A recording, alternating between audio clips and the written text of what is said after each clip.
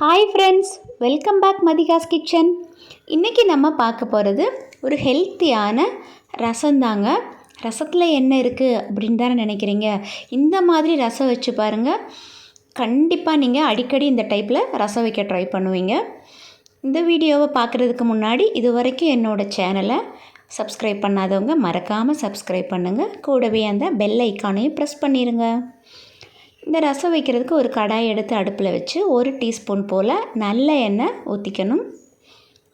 எண்ணெய் கொஞ்சம் சூடான உடனே 1/4 டீஸ்பூன் வெந்தயம், 1/4 டீஸ்பூன் சின்ன ஜீரகம், அது நல்லா பொரிஞ்சு வர்றதுக்குள்ளே 2 பச்சை மிளகாய் கட் பண்ணி அதில் சேர்த்துக்கணும். இப்போ நல்ல பழுத்த தக்காளி பழமாக ஒரு 3 தக்காளி எடுத்து இதில் நீல வாக்கில் கட் பண்ணி அதையும் அதில் சேர்த்துக்கணும். இதை நல்லா கிளறி விடுங்க.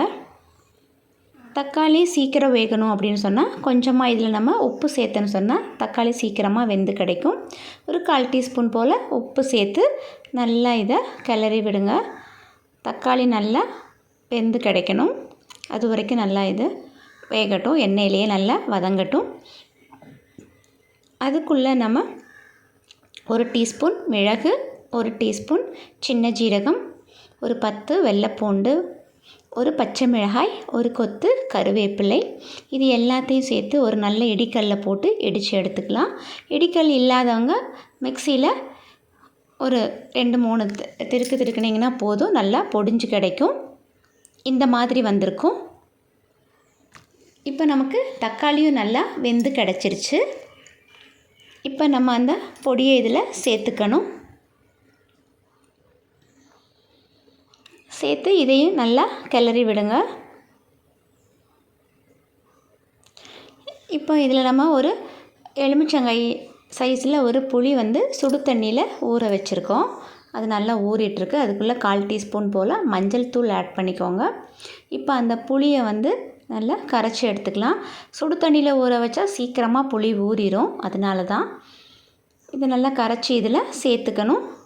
நமக்கு தண்ணி எவ்வளோ வேணுமோ அதுக்கு தகுந்த மாதிரி நீங்கள் தண்ணி விட்டுக்கணும். விட்டுட்டு உப்பு பத்தலை அப்படின்னு சொன்னால் கொஞ்சம் உப்பு கூட ஆட் பண்ணிக்கோங்க. மற்றபடி காரமெல்லாம் கரெக்டாக தான் இருக்கும்.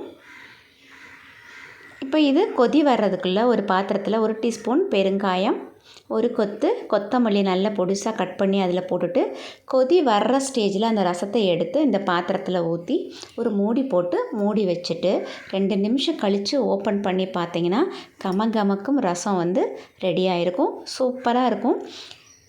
இந்த மாதிரி நீங்கள் ட்ரை பண்ணி பாருங்கள், கண்டிப்பாக நல்லாயிருக்கும். இந்த வீடியோ உங்களுக்கு பிடிச்சிருந்ததுன்னா லைக் பண்ணுங்கள், ஷேர் பண்ணுங்கள், கமெண்ட் பண்ணுங்கள். Thank you all.